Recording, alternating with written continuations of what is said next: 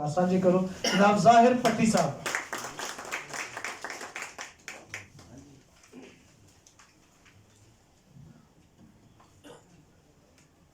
अव्वल हम सना इलाही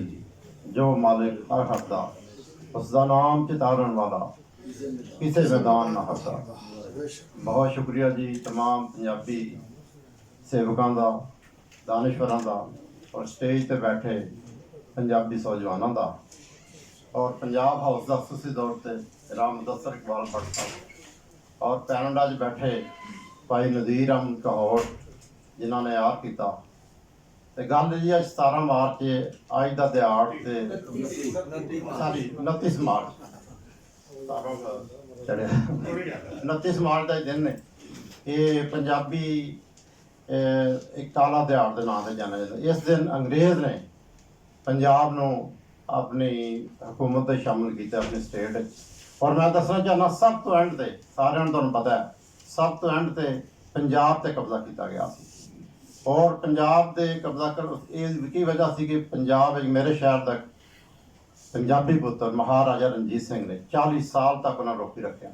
और अगर है तो अनपढ़ सी लेकिन एक जीरक सियासतदान थी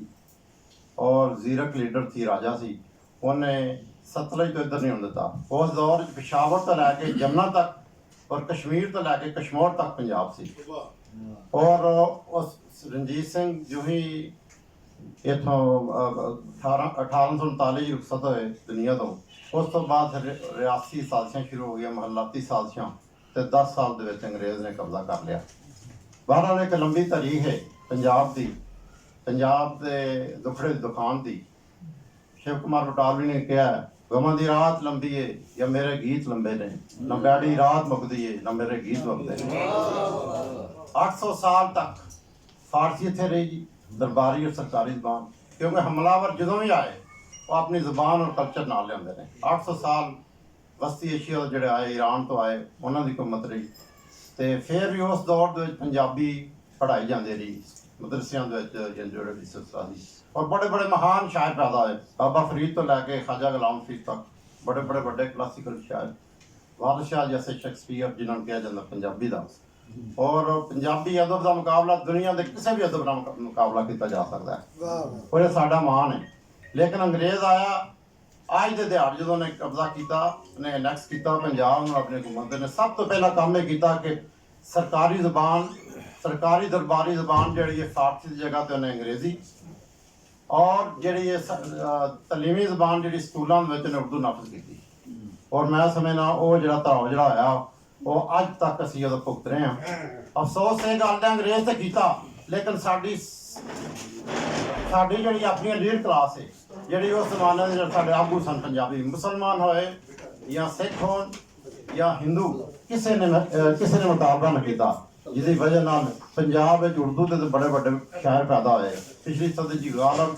पिछली सदी इकबाल और फैज़ अहमद फैज़ जैसे महान शायर पैदा हुए, हज़ारों दूसरे शायर, लेकिन पंजाबी जो क्लासिकल शायर ने उस लैवल के शायर को नहीं पैदा है। उसकी वजह है कि असीं पंजाबी को दूर करता। और ये तकसीम का अमल जोड़ा सिर्फ अंग्रेज़ों ने जो शुरू किया सी, उन्होंने 1901 के पहले कश्मीर को लैदा किया पंजाब तो, फिर 1901 के सूबा सरहद बनाया गया है जी। उस तो बाद 47 के फिर वंडिया गया, मुल्क वंडिया गया। चलो बंगाल भी तकसीम होया, पंजाब भी, लेकिन अफसोस ये गल है कि पंजाब वंडिया नहीं गया बल्कि पंजाब वंडिया गया। 10 लाख पंजाबी मारे गए। और ये बहुत बदकिस्मती है कि देखो होर किसी इन्ना जुल्म नहीं जिन्ना इत्थे होया। ये तकसीम का सिलसिला अज तक जारी है। तकसीम हो गया उस साड़ी लीड क्लास जी बिल्कुल पंजाबी के पाबंदी दफ्तर और स्कूलों पाबंदी ला दी गई। वो अज तक असी नहीं पाबंदी उठा सके। असी साडा बस चले लीड क्लास जो तबकाती निज़ाम की और जगीरदारी चले अंग्रेजी तो उत्ते कोई जबान बोलन, ये पंजाबी में आते जी अनपढ़ जबान बनाती है। साड़ी बच्चियां मावां भैन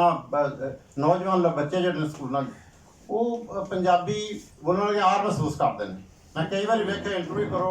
एंकर जोड़े ने वो पूछते हैं जी अपना आपको पंजाबी आती है? नहीं जी हम समझ लेती हैं लेकिन बोल नहीं सकती, हालांकि घर पता नहीं कुछ बोलती हैं। ये आर जरा ना मां बोली का मतलब कि सानू जो आर महसूस नहीं करनी चाहिए। देखो जी साड़ी बोली है रतले वैदले और मैं समझना देखो सन 81 ਦੇ ਵਿੱਚ ਸਾਡੇ ਇੱਥੇ ਡੇਰ ਵੀ ਬਹਾਵਲਪੁਰੀ ਔਰ ਮੁਲਤਾਨੀ ਨੂੰ ਮਿਲਾ ਕੇ ਇੱਕ ਨਵੀਂ ਜ਼ਬਾਨ ਕ੍ਰੀਏਟ ਕੀਤੀ ਗਈ ਔਰ ਉਹਦਾ ਨਾਂ ਸਰਾਇਕੀ ਗੱਲ ਇਹ ਵੀ ਕਿ ਤੁਸੀਂ ਜਦੋਂ ਪੰਜਾਬੀ ਅਸੀਂ ਨਹੀਂ ਪੜਾਵਾਂਗੇ ਅੱਜ ਪੋਠੋਹਾਰੀ ਦਾ ਵੀ ਮਸਲਾ ਉੱਠਿਆ ਉਸ ਤੋਂ ਪਹਿਲਾਂ 1961 ਚ ਹਿੰਦਕੋ ਨੂੰ ਲੈਦਾ ਕੀਤਾ ਗਿਆ ਇਹ ਤਕਸੀਮ ਦਾ ਸਿਲਸਿਲਾ ਖਤਮ ਹੋਣਾ ਚਾਹੀਦਾ ਬਹਰਾਲ ਇਹ ਬੜੀ ਲੰਬੀ ਕਹਾਣੀ ਹੈ ਮੈਂ ਇਹ ਚੰਦ ਸ਼ੇਰ ਪੇਸ਼ ਕਰਾਂਗਾ ਇੱਕ ਹੜ ਹੈ ਬਾਬਾ ਨਦੀਮ ਕਾਦਰੀ ਦਾ ਜਿਹੜਾ ਪੰਜਾਬੀ ਦੇ ਲਿਖਿਆ ਇਹਦੇ ਵਿੱਚ ਬੜੀ ਅਕਾਸੀ ਹੁੰਦੀ ਹੈ ਕਿ ਸਾਡੇ ਨਾਲ ਕੀ ਹੋਇਆ ਤੇ ਕੀ ਹੋ ਰਿਹਾ ਉੱਠ ਸ਼ਾਹ ਸੈਨਾ ਵੇਖ ਲੈ ਅਸੀਂ ਬਦਲੀ ਬੈਠੇ ਸਾਡੀ ਜਿੰਦ ਰਮਾਨੀ ਕੂਕਦੀ ਅਸਾਂ ਰੁੱਲ ਗਏ ਵਿੱਚ ਪਰਦੇਸ ਸਾਡਾ ਹਰਦਮ ਜੀ ਕਰ ਲਾਉਂਦਾ ਸਾਡੀ ਨੀਰ ਵਗਾਏ ਅੱਖ ਅਸਾਂ ਜਿਉਂਦੇ ਜੀ ਮਰ ਗਏ ਸਾਡਾ ਮਾਧੂ ਹੋਇਆ ਬਸ ਮਾਧੂ ਉਹ ਜਿਹੜਾ ਪਾਰਟੀਸ਼ਨ ਤੇ ਜਿਹੜਾ ਸਿਲਸਿਲਾ ਵਾਲਾ ਮਜ਼ਹਬ ਦੇ ਨਾਮ ਤੇ ਸਾਨੂੰ ਸਭ ਸਮੇਂ ਦਾ ਡੰਗ ਦਾ ਸਾਨੂੰ ਪਲ ਪਲ ਚੜਦਾ ਜ਼ਹਿਰ ਸਾਨੂੰ ਸਭ ਸਮੇਂ ਦਾ ਡੰਗ ਦਾ ਸਾਨੂੰ ਪਲ ਪਲ ਚੜਦਾ ਜ਼ਹਿਰ